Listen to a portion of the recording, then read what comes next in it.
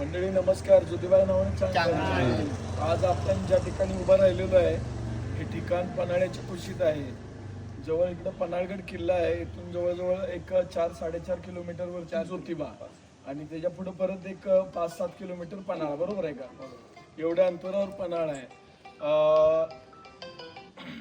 शिलाहारांची राजधानी वळिवडे आणि त्या शिलाहारांची सत्ता महाराष्ट्रात होती. त्याच्यानंतर जी सत्ता आली ती यादवांची आली, देवगिरीच्या यादवांची आली पन्हाळगडावर. तिची निर्णायक लढाई या परिसरात झालेली होती आणि या परिसरातली जुनी पाटीलकी जर आपण बघितली तर आज आपण बघू शकतो ज्या गावात भावई आहे, ज्या गावात पाटील आहेत आणि ज्या पाटलांचा ग्रामगाडा आणि त्याच्याबरोबर बाकीचे मानकरी त्यांच्याबरोबर कनेक्टेड आहेत, अशा पाटीलक्या साधारणतः जुन्या समजल्या जातात.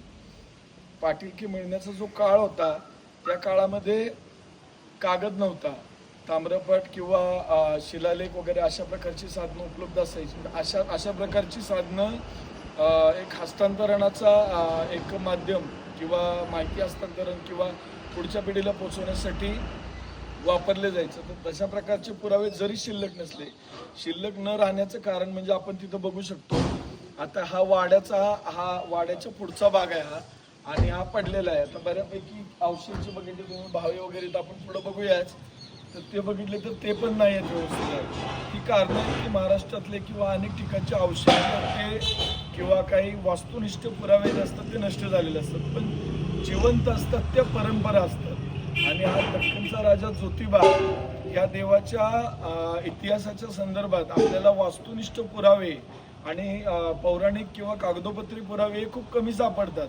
त्याचं कारण असं आहे की हा परंपरेत रुजलेला देव आहे. हे आपण ह्याच्यावरनं बघू शकतो. आज साहेबराव पाटील यांचे चुलते आहेत. आपण हे ज्या ठिकाणी आहे ते गावाचं मी तुम्हाला नाव सांगतो, या मंडळींचं आडनाव पण सांगतो. या सर्व बंधूंना जाधव पाटील म्हणून ओळखलं जातं आणि हे गाव मनपाळे आहे. मानपाडळे म्हणजे 5 जो मांडव होता तो मांडव ज्योतिबाच्या आणि रत्नासुराच्या युद्धामध्ये घनघोर लढाई झाली आणि घनघोर लढाईच्या प्रसंगी तो मांडव पाडला आणि तो असा प्रसंग होता की ज्यावेळी काळा ध्वज फडकवला गेला.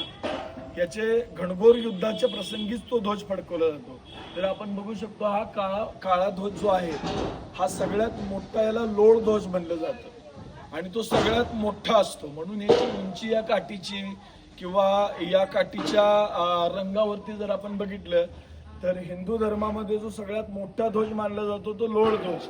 घनघोर युद्ध झालं आणि जिंकलेल्या जय विजयी जो गट आहे तो हा ध्वज फडकवतो. तर तो हा लोळ ध्वज आहे आणि हा लोळ ध्वज कोणाकडे आहे? जाधवांकडे आहे. देवगिरीच्या जाधवांचं निशाण जे होतं ते चंद्र सूर्याचं काळं निशाण हे निशाण आहे.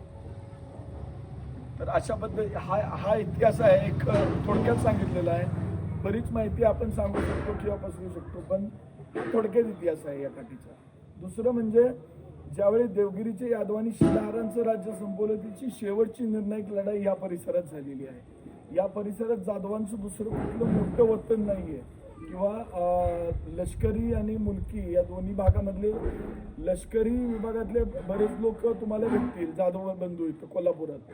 पण जुने जे जाधव आहेत ज्यांची विजापूर दरबारी किंवा कोल्हापुरातले आपण विद्यापीठ किंवा इकडचे वडील यादव जाधव ही मंडळी सगळी एकाच काळातली आहे.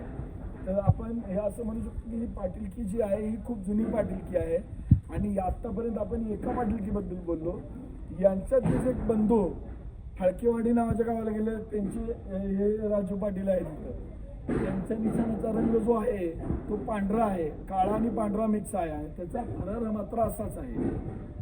तर त्याचं कारण असं आहे की ज्या घराण्यात आपण दत्तक गेलेलो आहे त्या घराण्याचा सुद्धा रंग घेणं, निशाणाचा रंग घेणं आणि आपण ज्या घराण्यात दत्तक चाललोय त्याही निशाणाचा रंग घेणं ही पद्धत असल्यामुळे त्यांचं जे निशाण आहे शासनकाळी ती काळी आणि पांढरी आहे.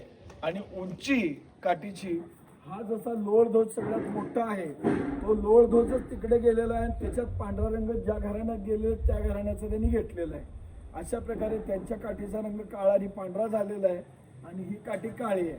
त्यामुळे या दोन बंधूंच्या ज्या काठ्या आहेत, काठी नंबर 14 आणि काठी नंबर 15, ह्या मोठ्या काठ्या आहेत. याचं कारणच हे आहे की घणघोर युद्ध प्रसंगी फडकवलेलं निशाण जे आहे ते मोठं तेच निशाण दख्खन राजाच्या चैत्र यात्रेत सामील होतं.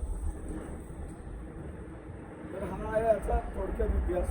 आपण थोडं सविस्तरपणे आपण फेसबुकवरती मांडणारे प्रत्येक एक छोट्या छोट्या गोष्टीवरती याची लेख होऊ शकतो.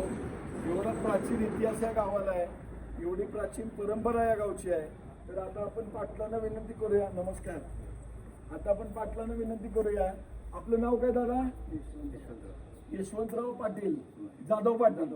यशवंतराव जाधव पाटील हे आहेत आता इथं. आपण यांना विचारणार आहे, दादा आता ही काठी जी आहे ही काठी चैत्रात तुम्ही डोंगरावर घेऊन जाता, ह्याच्यासाठी तुम्हाला कोणाचं निमंत्रण येतं का? पश्चिम महाराष्ट्र देवस्थान पश्चिम महाराष्ट्र देवस्थान समिती पत्र येतं का? काय येतं? कोण येतात? पूर्वी पत्रव्यवहार व्हायचा पश्चिम महाराष्ट्र देवस्थान समितीकडून. लक्षात घ्या, पश्चिम महाराष्ट्र देवस्थान समिती हे जे आहे हे शाहू महाराजांनी राज्यकारभार ज्यावेळी हातात घेतला तेव्हापासून या देवस्थानाची घडी बसवण्यात आली. शाहू महाराजांचाच काळ आपण का म्हणतो, तर शाहू महाराजांना ह्या ज्या देवस्थानं म्हणजे पश्चिम महाराष्ट्रातली जी देवस्थानं जी आत्ता 5,000 जे आहेत काहीतरी देवस्थान समितीकडे, त्या समितीकडे व्यवस्था जाण्या अगोदर ती व्यवस्था भारत सरकार म्हणजे भारत त्याच्या आधी संस्थान काळात 1955-56 पर्यंत साधारणतः संस्थानाचेच लोक कारभार बघायचे. दप्तर वगैरे जे होतं ते त्यांच्याकडनंच कंटिन्यूने हस्तांतरित झालेलं पश्चिम महाराष्ट्र देवस्थान समितीकडे. ज्या प्रकारचे रीतिरिवाज देवस्थान करवीर संस्थांची प्रशासकीय व्यवस्था फॉलो करायची तेच रीतिरिवाज आज पश्चिम महाराष्ट्र देवस्थान समिती फॉलो करते. आज ज्या शासन काट्या येतात मानाच्या, ज्या काट्यांना विडे दिले जातात यमाबाईच्या सदरेवरती किंवा खाली गायमुखावर ज्यांना विडे दिले जातात ते विडे दिले जातात. मानाचे विडे जे दिले जातात ते देवाच्या मुख्य सदरेवरती दिले जातात आणि निरोपाची विडे दिले जातात ते उत्तर दरवाजाजवळ दिले जातात. हे रीतिरिवाज जे आहेत ते संस्थान काळातलेच रीतिरिवाज पाळले जातात हे आपल्या लक्षात येते. हा, आता हे निमंत्रण पश्चिम महाराष्ट्र देवस्थान समिती तुम्हाला निमंत्रण देते. मग त्याच्यानंतर काय काय तुमची गावात जोडणं होती? आम्ही शासनकाठी पाडव्या दिवशी उभा राहतो. पाडव्या दिवशी उभा करता. पाडव्या दिवशी उभा करायच्या वेळी काठीतून लिंब पंचांग वाचन वगैरे असं काय होतं का? कसं उभा राहिल्यानंतर देवाला जाऊन पंचांग कुठल्या देवाला चुकायचं? मारुती ग्रामदैवत आपलं ग्रामदैवत मारुती. हा, तिथे गेल्यानंतर काय होतं? पंचांग वाचन होते. अच्छा, तिथं पंचांग वाचन होतं. बरोबर. गोल लिंबाने वाचन. आणि परत तुमच्या बरोबर लोक कुठले कुठले असतात थोडक्यात सांगा. म्हणजे लोक संपूर्ण गावात गावात सगळं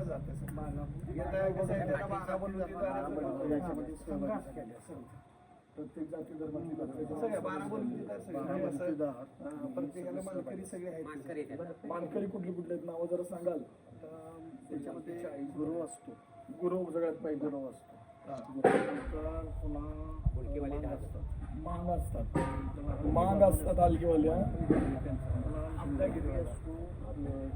न्हावी असतो. अब्दागिरीसाठी न्हावी असतो. ड्युटीवाला एक असतो. ड्युटीवाला. हा, आणि बाकीची लोक जी असतात ती काटकरी म्हणजे तोरणीवाली वेगळी, हुडकीवाली वेगळी, देव येणारा वेगळा. देव घेणारा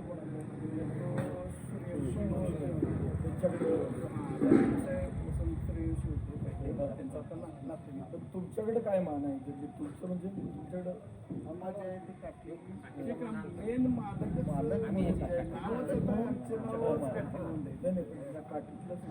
मूर्ती वगैरे किंवा मुख्य आरती आमच्या सगळं आम्ही